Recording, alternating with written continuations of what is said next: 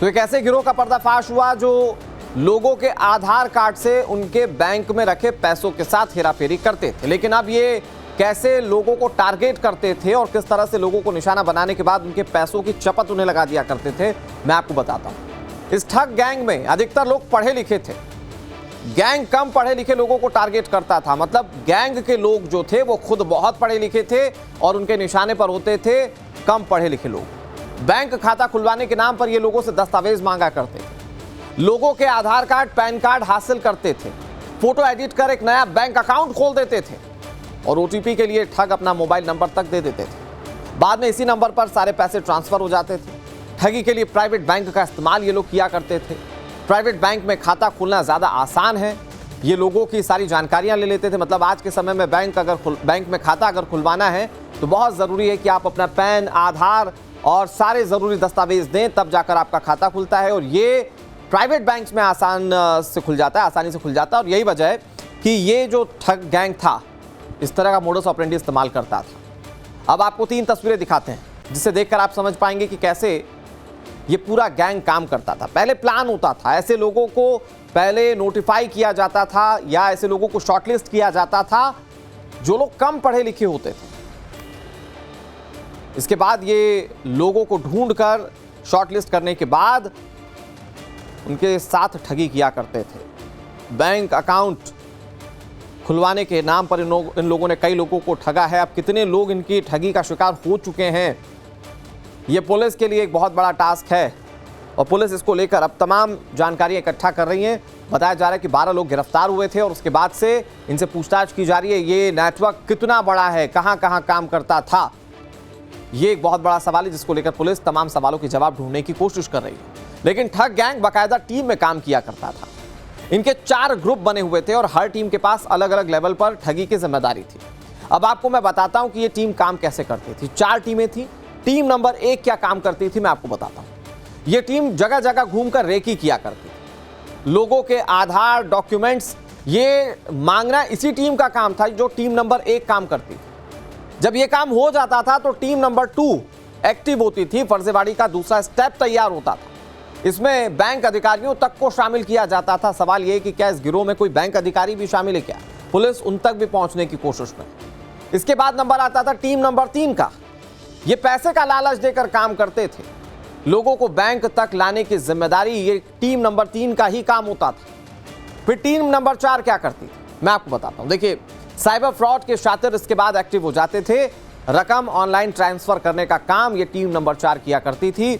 लोगों से ओटीपी लेकर पूरी की पूरी रकम जो थी वो अपने खाते में ट्रांसफर करवा ली जाती थी। मध्य प्रदेश एटीएस और साइबर सेल ने दिल्ली और हरियाणा से कुछ साइबर ठगों को गिरफ्तार किया है। इनके पास से पूछताछ के दौरान बड़े खुलासे हुए। मध्य प्रदेश में ऑनलाइन गेमिंग फ्रॉड और अलग अलग तरह के साइबर फ्रॉड्स में इन सभी का नाम आया है। फिलहाल पुलिस इनसे पूछताछ कर रही है, लेकिन जानकारी के मुताबिक ये तमाम युवाओं को ट्रेनिंग देकर दिल्ली और हरियाणा से ऑपरेट करते थे, जहां से ये मध्य प्रदेश और देश के दूसरे इलाकों के लोगों को फोन करके सरकारी योजनाओं का लाभ दिलाने का झांसा दिया करते थे और उसी बहाने उनके सारे डिटेल्स और केवाईसी ले लेते थे और अलग अलग बैंक अकाउंट्स खोलते थे। मतलब एक तरीके से मानिए कि इन्होंने अपनी एक पूरी कंपनी तैयार कर ली थी और इनका काम होता था लोगों को ठगना।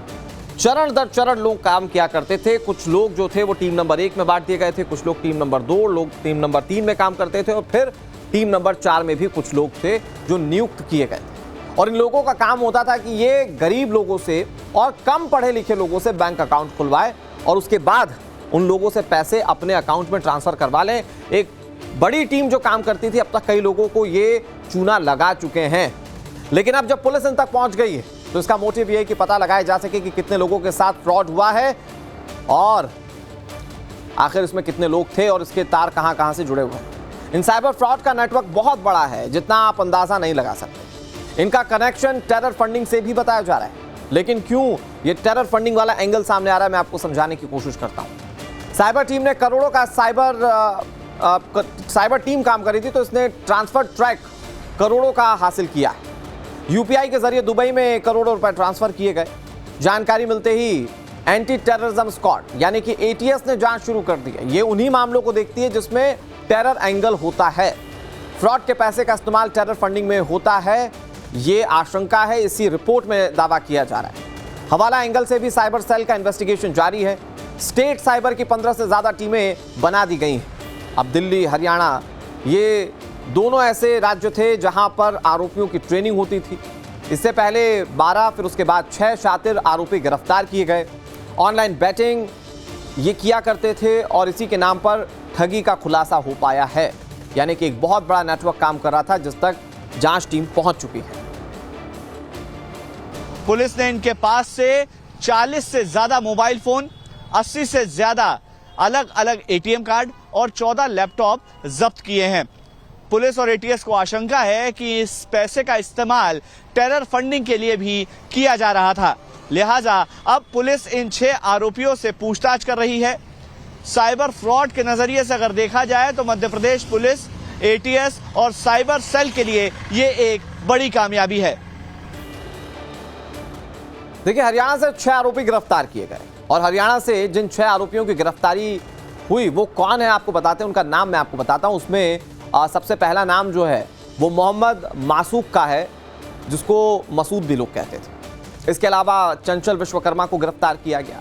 नीरज यादव इसी ठगी गैंग का मेंबर था। रामनाथ कुमार, इसकी भी गिरफ्तारी हरियाणा से हुई है। गोविंद कुमार की भी गिरफ्तारी हरियाणा से हुई और साजिद खान को भी पुलिस ने सलाखों के पीछे हरियाणा से ही पहुंचाया और इस गैंग में ये एक अहम रोल निभाता था। अब इनकी जब गिरफ्तारी हुई, पहले 12 की गिरफ्तारी हो चुकी थी, बाद में 6 की, टोटल 18 गिरफ्तारियां हो चुकी है। और इनकी जब गिरफ्तारियां हुई तो इनके पास से क्या क्या मिला मैं आपको बताने की कोशिश करता हूं। इनके पास से 14 लैपटॉप मिले। चूंकि साइबर क्राइम का मामला था, सारी चीजें डिजिटल होती थी, तो इनके पास डिजिटल सारी चीजें उपलब्ध थी, उपकरण मौजूद थे। इसमें 14 लैपटॉप थे, 40 मोबाइल फोन, 89 एटीएम कार्ड इनके पास से मिले, 6 बैंकों के पासबुक इनके पास से मिले हैं, 5 QR कोड मिले, तो 2 चेकबुक भी इनके पास से बरामद हुए हैं। चूंकि ये बैंक से पैसों का हेरफेर किया करते थे और कहा जा रहा है कि इसमें कुछ बैंक अधिकारी भी शामिल हो सकते हैं, तो इनके पास से ये सारी चीजें जो हैं वो बरामद हुई। इधर साइबर सेल की कार्रवाई तो जारी है ही, टेरर एंगल से भी जांच की जा रही है। एटीएस इस मामले में तेजी से जांच कर रही है। अब तक कुल 18 गिरफ्तारियां और सबसे ज्यादा चौंकाने वाली बात, देश के कई लोगों को बेवकूफ तो ये बना चुके हैं, लेकिन क्या देश के अंदर ही साजिश जो टेरर को लेकर होती है उसमें भी इन लोगों का इन्वॉल्वमेंट था, इसको लेकर जांच की जा रही है। एंटी टेररिज्म स्क्वाड जो फंडिंग हो रही है, क्योंकि कहा जा रहा है कि पैसा दुबई भेजा जा रहा था यूपीआई ट्रांजैक्शन के जरिए, उसकी जांच की जा रही है गहनता से। किसको भेजा जा रहा था, उसका इस्तेमाल कहां हो रहा है, ये बहुत सारे सवाल हैं। सवाल ये कि आखिर इस पूरे नेक्सस का खुलासा कैसे हुआ, अब मैं आपको ये बताने की कोशिश करता हूं। मार्च 2024, पिछले साल मार्च के महीने में मध्य प्रदेश के सतना की एक घटना सामने आई। एक शख्स ने अपने दोस्त की दुकान पर पहुंचकर अपना बैंक अकाउंट बैलेंस पता करने को कहा था। उसने आधार नंबर से बैंक अकाउंट चेक किया, उसके अकाउंट में 1,09,000 रुपए थे। उसने कभी अपने खाते में इतने पैसे रखे ही नहीं थे। इन लोगों ने बैंक मैनेजर को इसकी जानकारी दी। सतना के कई लोगों के खाते से करोड़ों रुपए ट्रांसफर हुए थे। बाद में स्पेशल टीम ने इसकी जांच शुरू कर दी और जब जांच शुरू की तो फिर जांच पहुंची इस ठग गिरोह तक और अब तक 18 गिरफ्तारियां हो चुकी हैं।